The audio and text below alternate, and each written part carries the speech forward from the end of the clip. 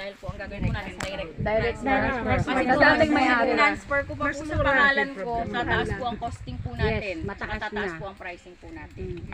Oo nga. Kaya po, ang gagawin po natin, direct transfer. Direct. Sa buyer na mismo.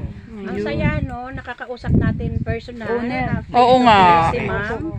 Kaya nga. Very accommodating, no? Saan kayo nakakita ng developer na Kaya nga eh. Nakakausap siya. Mahirap. Mag-picture taking. Yes!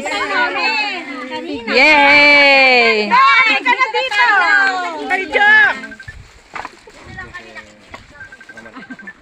Yan! Nakatapos na yun, yung 200 ma'am, may mangga din.